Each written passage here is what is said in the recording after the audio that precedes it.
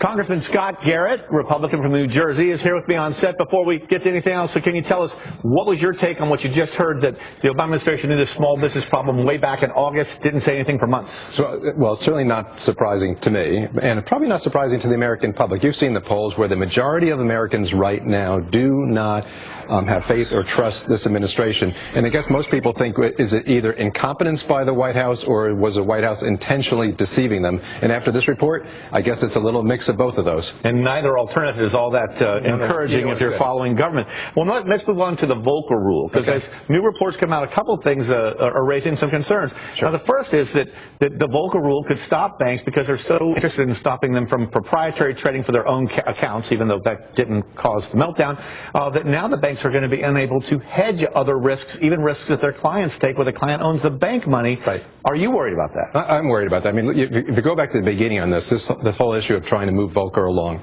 was, what's the expression? Oh, a solution in search of a problem, right? And then when you asked, or people asked Secretary Lew, what are the rules going to be like, which are just basically coming out as you're pointing out right now, what was the word answer? His answer was, well, they're going to be tough.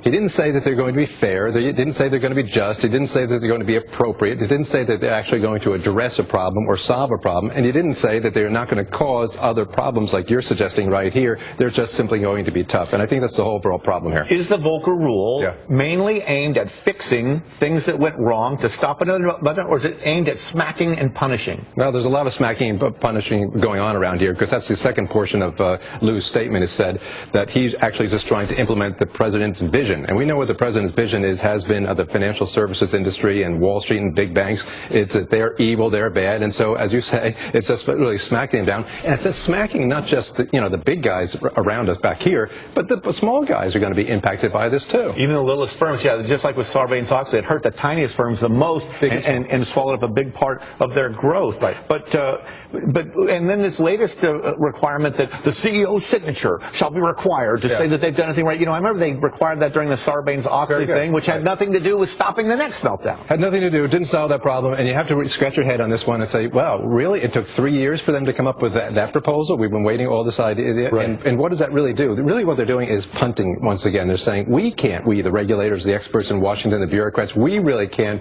decide between what proprietary trading is and making and market making. So we're going to punt and kick it over to the CEOs of these companies, and they're going to have to scratch their heads and decide to do it or probably not do it, which is going to hurt. And the other thing is, when you're a CEO and your accounting team tells you everything's all right, or they say so, you're not going to pour back in and investigate yourself. You're just going to sign what they tell you to sign. Right. But one last thing, though. Sure. The Volcker rule, I could swear that was passed with bipartisan support, and that plenty of Republicans loved smacking those banks around and cracking down on proprietary trading that did not cause the meltdown. Aren't you guys guilty too? No, I don't quite remember it that way. I'm sure there was some Republican that concern, but I mean, this was not part of the original Dodd-Frank piece of legislation as it passed out of the House, where it was all Democrat support.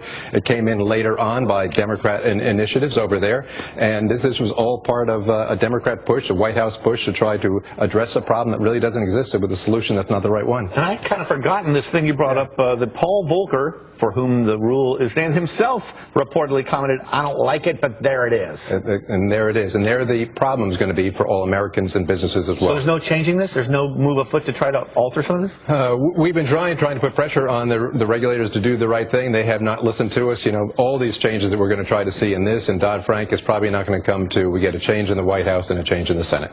Oh my gosh, that's a couple of years away maybe. That's a ways down the road. All right, well, we appreciate you being with here today. Thank you very much, Rep. Scott Garrett of New Jersey.